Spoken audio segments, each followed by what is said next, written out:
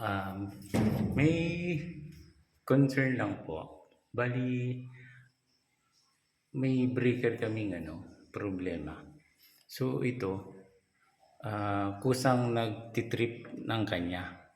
Pag itaas mo, hindi siya pumapalo sa taas. Nagtitrip na lang siya. So, yun. Ito po, bali, square D, 400 ampere. Yun. So, terminal, magnetic circuit breaker. So, yun ang naging problema niya. Kaya lang, ang problema namin, so, chinek na namin yung pinaka-grounded siya or ground ba. So, hindi naman. So, paano ko kaya yun? Doon sa may idea, okay lang, pa-comment na lang kung paano, bakit nagkaganon. So, ito yung pinaka-circuit niya, circuito. So, yun, ito. Bali ito okay naman. Yan, yan. Actually, yung isa yun, yung isang breaker na yun. Yan, yan. Yan. Okay naman yan. Ito yung, yung, main breaker nung ito, isa. Problema, so, check naman namin. Kaya lang, pansin ko, so, nung tinataas na namin yun dahil, actually, hindi naman siya nag-trip dahil sa umaandar. Nangyari na lang siya nung inop namin tong breaker na to, nung inop namin siya, dahil may gagawin nga.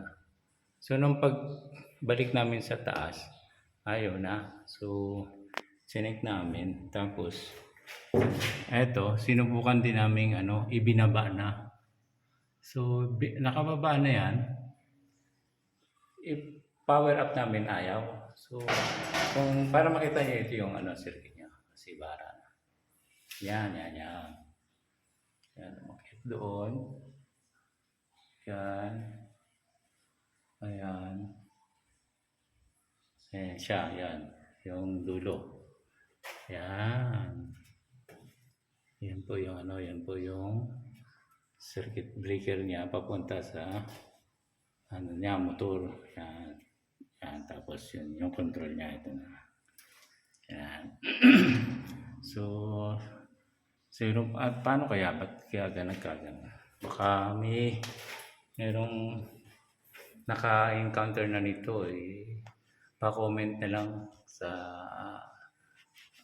comment section para malaman natin. So, pero try natin subukan ngayon, ha?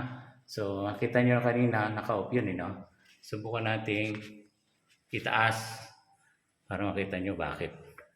Tataas ko.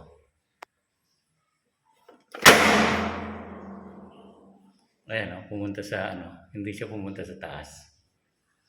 Ayan, dito lang siya. Ayan, ayaw. Ayan, baba ko ngayon.